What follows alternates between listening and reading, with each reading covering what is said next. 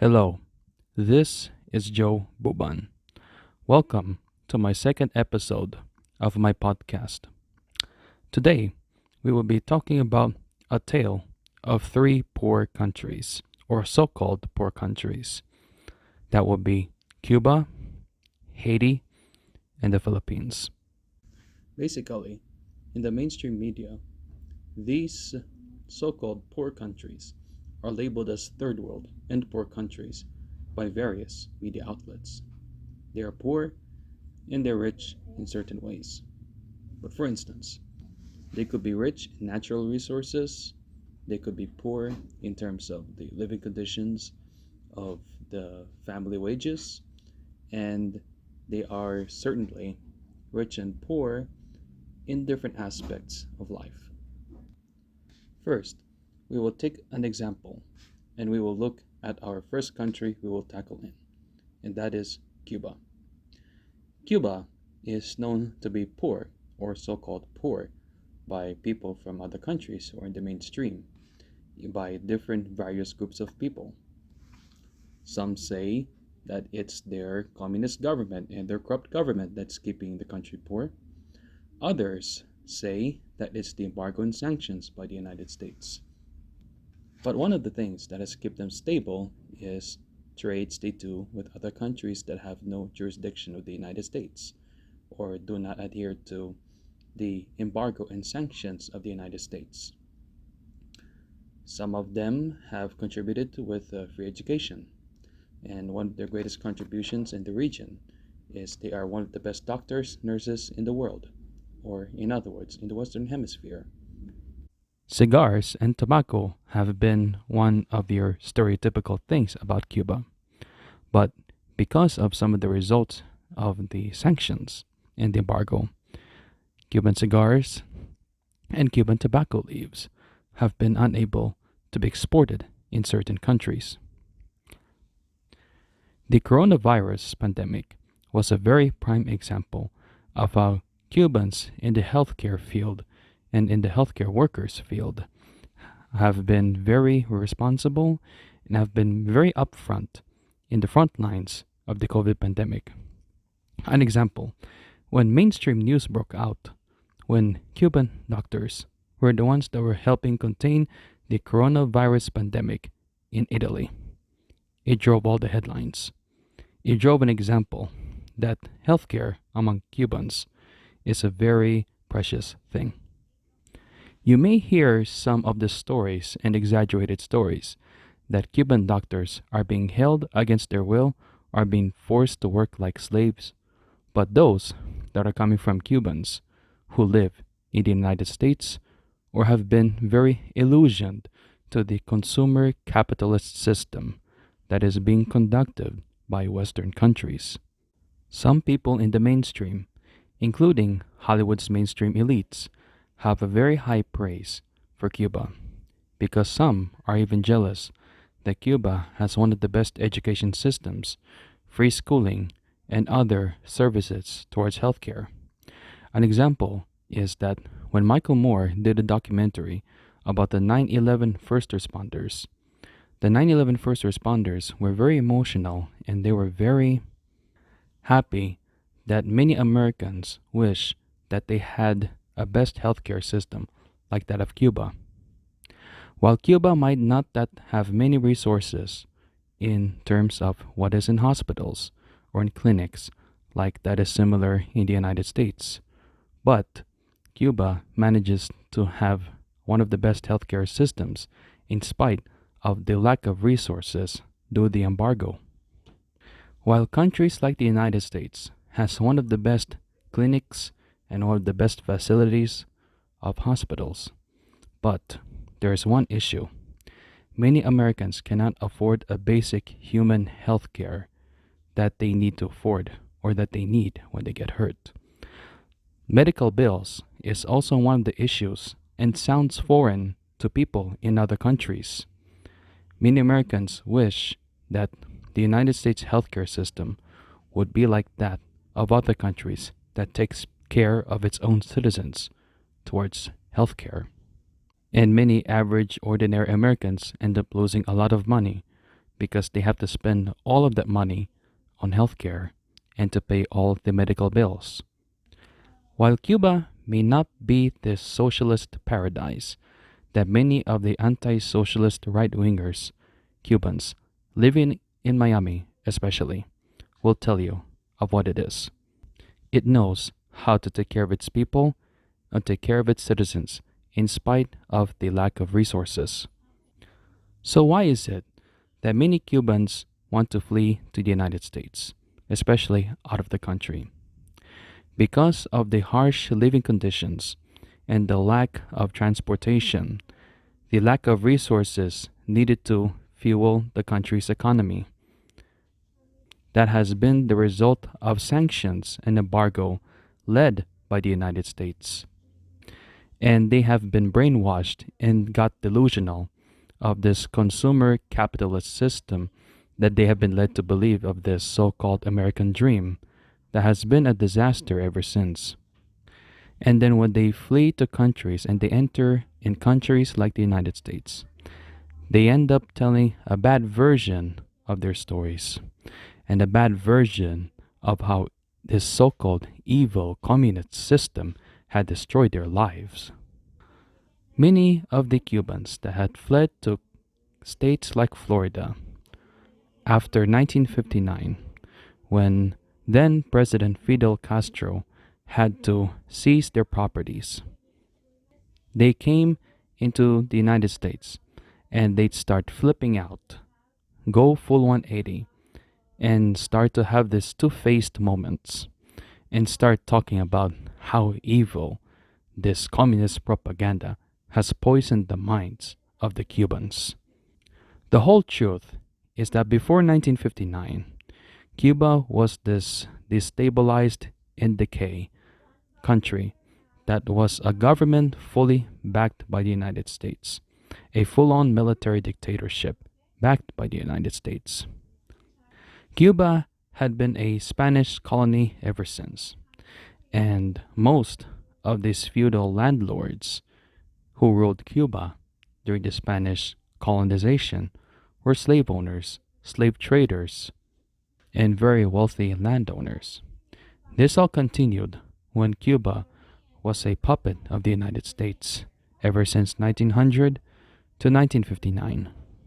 In spite what Cubans Americans would tell you about Cuba, the whole truth is that it is widely evident that sanctions and embargo, a form of punishment to this country that has been trying to get itself up from the chains of economic slavery, would still muscle its way in to their economic stabilization in spite how economically strangled the country is. While I am no economist, but here is the thing.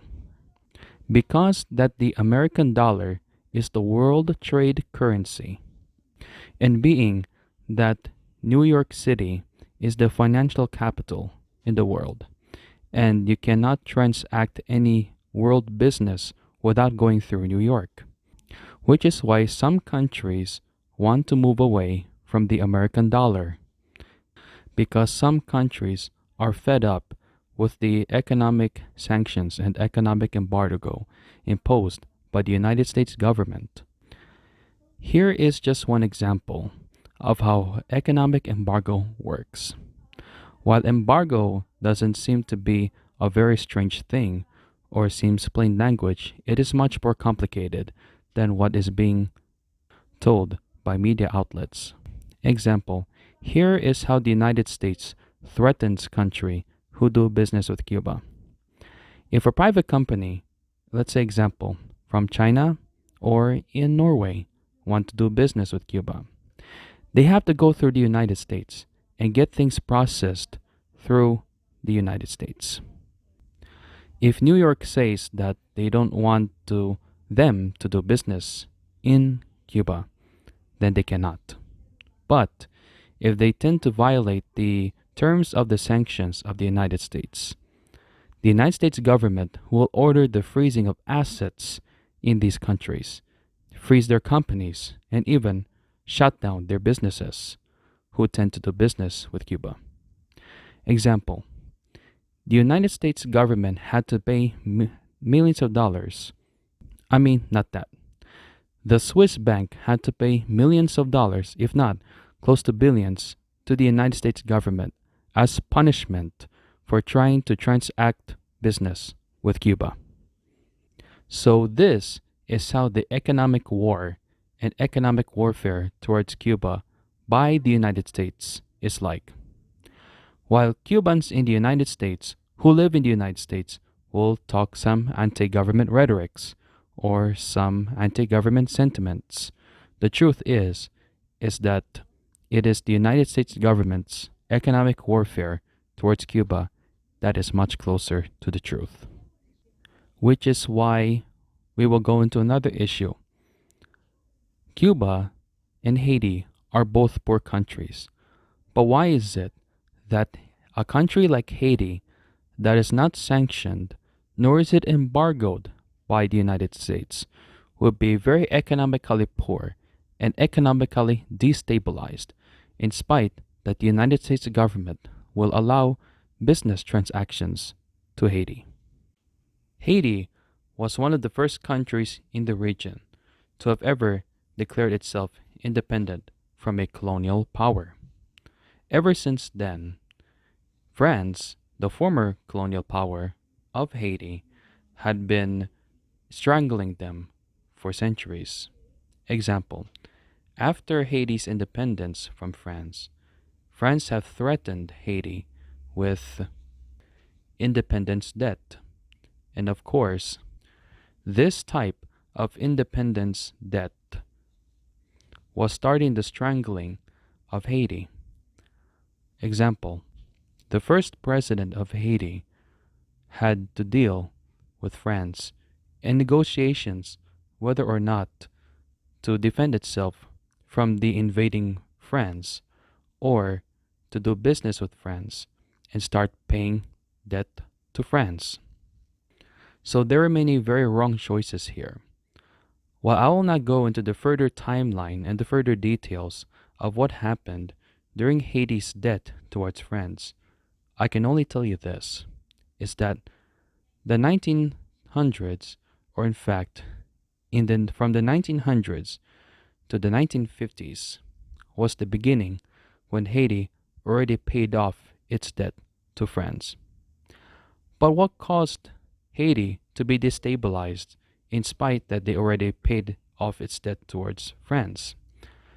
The United States intervention in Haiti had been escalating further poverty and further economic warfare towards the country. Example, when the United States military entered Haiti and occupied the island, in spite of opposition and in spite that Germany, or also known as the German Empire during World War I, had nothing to do with Haiti. The United States further escalated and strangled further its economy, in spite that in the height that Haiti was already on its way to pay off its debt towards France, or almost finished to pay off its debt towards France. While I do not have any further details of what have transpired, nor will go through the timeline of US intervention towards Haiti. The United States have been doing illegal business and illegal annexation of Haiti's natural resources and making businesses out of the backs of the people of Haiti. While there are some things or issues to be said there, the 1950s was the beginning of another dark era when an American educated doctor who goes by the name Baby Doc Duvalier had been lingering the country with his iron fist and had been lingering the country with so much corruption. Of course, in the 1970s, after his death, his successor, Baby Doc, had been furthering more poverty and inflicting corruption in the country. After Baby Doc's overthrow in 1986, when it was a new progressive era that was led by then President Aristide, he did his very best to try to get Haiti out of poverty, to get Haiti back off its feet, and bury its past. The ultra greedy capitalists did not like his policies and did not like his progressive agenda, which was one of the reasons why this led to the plan of helping to throw Aristide from the very beginning since the 1990s.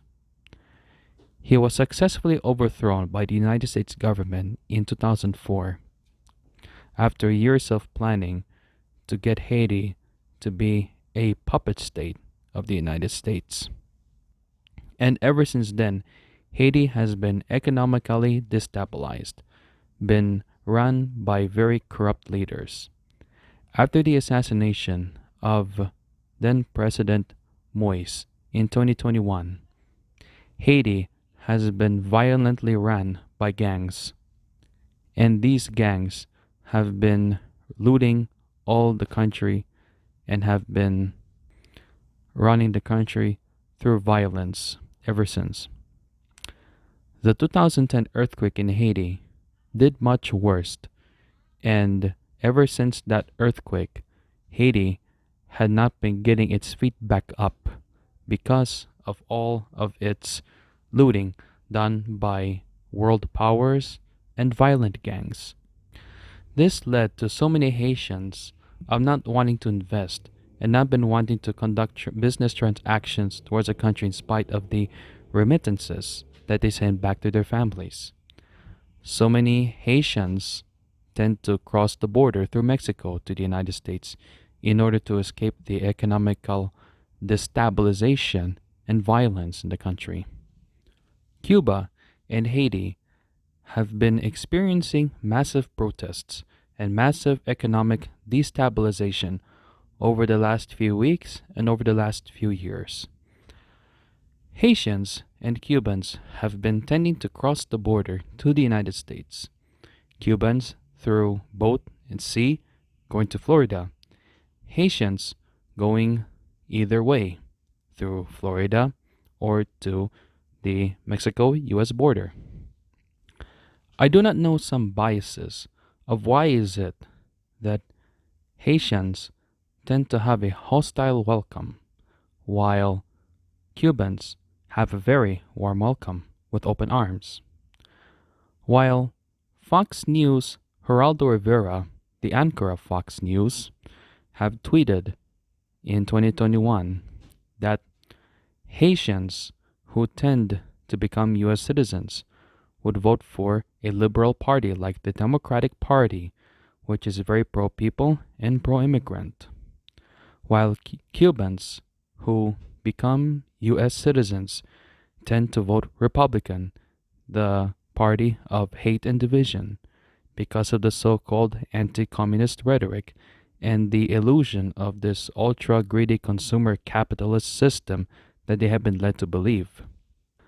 While there have been many well off to do and successful entrepreneurs who are of Cuban and Haitian descent, some of them have also been using that money to cause violent regime change operations and violent overthrow of their governments. An example of the assassination of President Moise in 2021, it was led to believe that a very wealthy Haitian who resided in Florida was part of that plot. Successful, wealthy Cubans in Florida, example, have been starting this destabilization campaign and the overthrow of the Cuban government in the name of democracy and freedom and human rights. So these are the prime examples of Cuba and Haiti, a tale of these two poor countries. We will go to another tale of a so-called poor country, and a country like the Philippines. While the Philippines is rich in terms of family-friendly, family-oriented, and of course, of its natural resources, but what has been keeping Philippines poor, in spite of its neighboring countries like Vietnam, Thailand, Indonesia, Malaysia, and Singapore, have been successful, thriving economic countries over the last decade. Corruption and exploitation in government and in corporations have been very successful in keeping the country poor and keeping Filipinos poor. The banking and industrial cartels run by Chinese and Filipino Chinese have been looting the country's monetary resources and have very kept Filipino employees in a very poor wage level. Political dynasties such as families, cousins, uncles, parents, and family members of government officials who also have been running for office and have been successfully elected. These particular families who have been elected government officials have done nothing to contribute to the people who have lived in their provinces or who live in the provinces who they govern, in which they had cared more for their interests and interests of their corporate bodies and less about the country.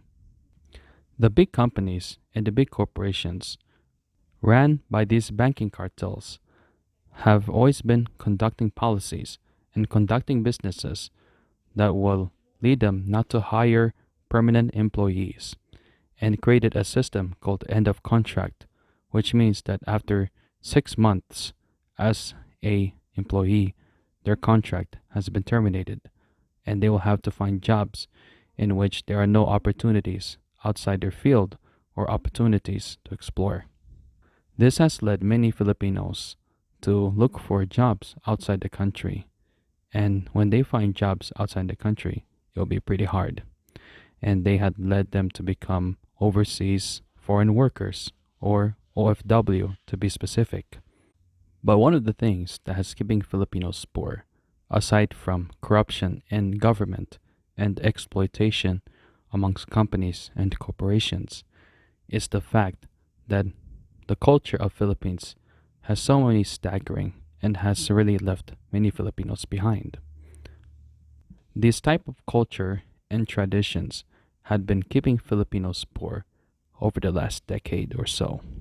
One of the cultures of what we call bahala na, or come what may in English, is also what has been keeping Filipinos poor and in dire poverty, in spite that corruption and exploitation are amongst just a fracture of what is keeping Philippines as a poor country.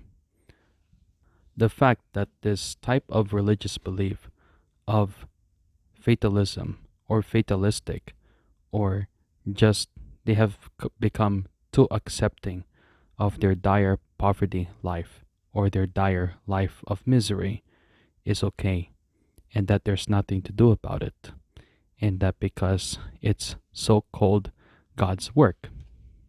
Another thing is that they're just too accepting to the status quo system of what has been keeping them in their misery. While the Philippines is very open for commerce, business transactions, and investment, its people will still be poor and will always remain poor, in spite that there might be job creative opportunities that will be coming in from companies from outside the country.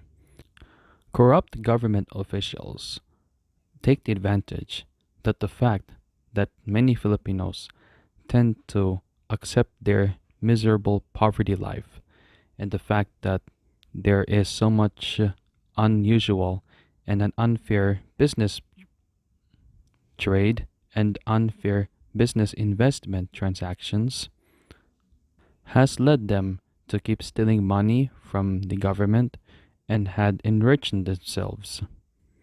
What is keeping the Philippines economy stable and alive is the fact that workers from the Philippines who work in other countries remit to the country and, of course, send money to their families. One of the things that has been part of the unfair trade in the Philippines is that corrupt officials really tend to not focus on local manufacturing or local farming, but rather that they have been more focused on imports or imports that are coming from other countries. And why is that? Because imports, when there's a lot of imports, the more money, the more kickbacks they have. One of the things that has been part of the painful result of the colonial mindset amongst Filipinos is that anything that is foreign is superior and anything that is locally Filipino is inferior. An example, when something that is so foreign and it is so looks like it's imported, that it's gonna make average Filipinos look so high and better, while anything that is locally Filipino will make them look so shameful and inferior.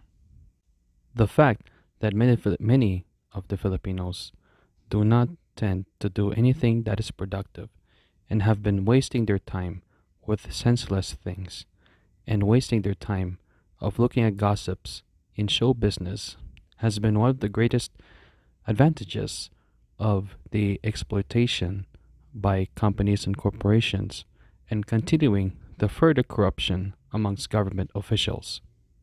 What also has kept Philippines stable is the fact that there are many Filipinos who are talented out there in nursing specifically, which is why all over the world there are many Filipino nurses and doctors because of their ability to have love, care, and compassion. The problem with many of these Filipinos is that there are aspiring Filipino talents in singing and acting that have been the potential to dominate Philippine television and movies in the Philippines. But unfortunately, some of them only get recognized when Filipinos who are the ones who are performing outside the country or performing in other countries. This has been one of the most shameful, shambolic so called pride in Philippines. One of the things that has never been addressed in Philippines that has been addressed a lot by actresses and other celebrities in Philippines is the fact that mental health has also been one of the issues that has been a taboo over the last years or century. The fact that Filipina actress Nadine Lustre had said that she had admitted that someone told her that they should just pray their problems away in order to address their mental health issues.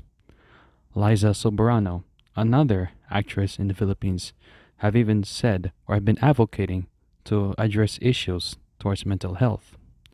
In an interview where she said that the result of being colonized for centuries has led to the issue that they should just accept their fate or accept their mental state of their problem because, you know, they should just accept their mental health problems. Filipino resilience is just one of the greatest joke in the world. Filipino resilience, while could be a genuine one, but also a fake one. Instead of facing the crisis that has been keeping their miserable life, Filipinos would tend to resort to this fake resilience or pretend to be happy in order to try to not to face the fact that this is one of the causes or how to face their what has keeping them in their miserable poverty.